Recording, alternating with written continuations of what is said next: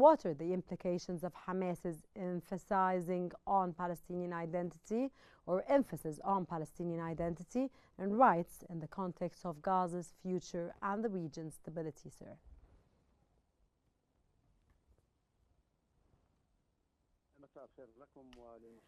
Good evening to you and to the dear viewers. In my opinion, what Hamas is doing military and politically are their constants to establish the Palestinian identity and to liberate themselves from the Israeli occupation and regaining the Palestinian right in establishing a Palestinian independent state, which is the case for all the liberation movements in Palestine.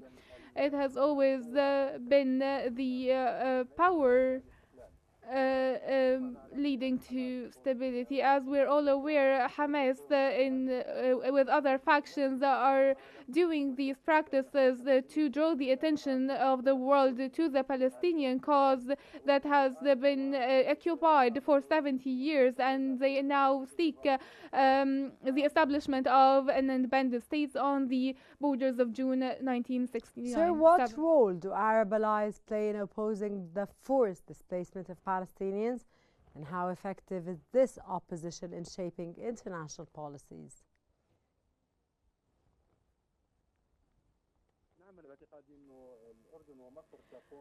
Jordan and Egypt are exerting political and diplomatic efforts. They are leading the Arab efforts, and they are trying to unify all Arab fronts by expressing a unified position with the summit to be held in Riyadh and then in Cairo on the 27th of February.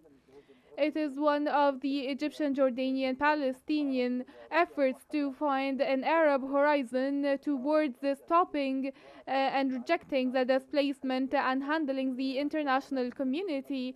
We also saw diplomatic efforts by Jordan and Egypt to convince the European Union, which responded positively and rejected the Trump statements regarding the relocation of the Palestinian population. Regarding the forced displacement, this displacement is some kind of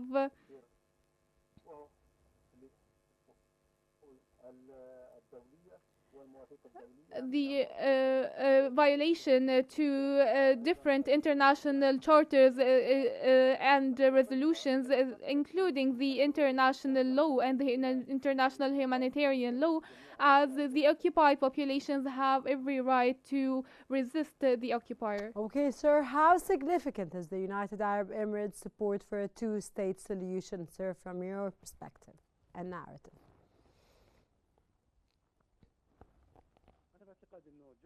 In my opinion, the United Arab Emirates' efforts, joined by the other Arab nations, they are seeking to achieve the two-state solution and establish an independent, integral state of Palestine.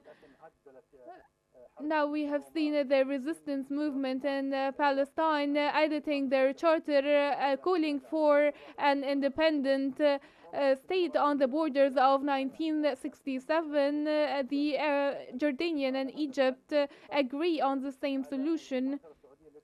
And also on the Saudi Initiative 2002, which is the Land for Peace.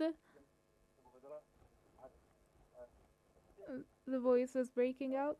Sir, do you have any technical problems with the internet? Okay, sir, you're with us, sir. There will be no horizon for a solution except with political approach. Okay, what are China's main concerns about the United States' proposals for Gaza, and how do China's objections reflect broader international opposition to the forced relocation of Palestinians?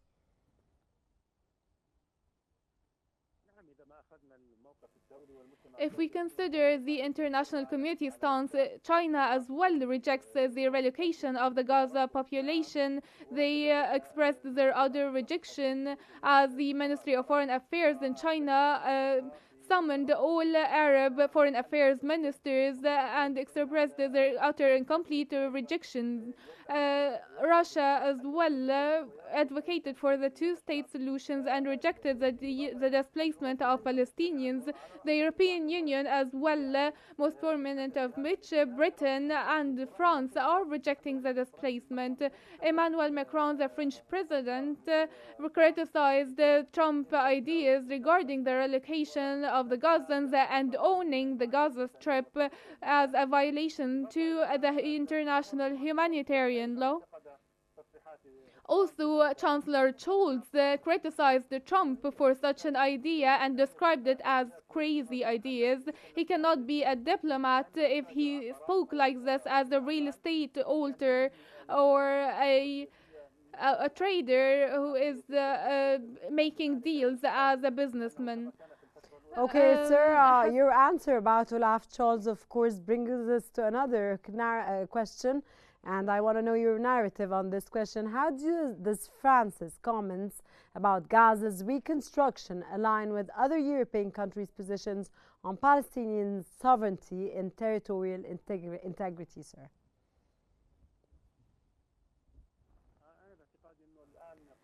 In my opinion, the Gaza reconstruction issue will face a lot of obstacles because the Israeli stance now, the Israelis now have a green light from Trump to displace the Palestinians. So the following stage will be very complicated. There will be pressures for the exchange of hostages. But Netanyahu does not want to complete the agreement and is trying to create obstacles by violating the items approved and agreed upon, especially with entering the caravans and the tents to Gaza. The Israeli front now is divided. One party wants to restore, to bring back the hostages, and others want to complete the war, including Smotrich. He wants to complete the war because without the war they will face trials first by the Israeli peoples because they did not achieve the goals they announced when they announced war in Gaza, and also the number of injured soldiers and killed soldiers.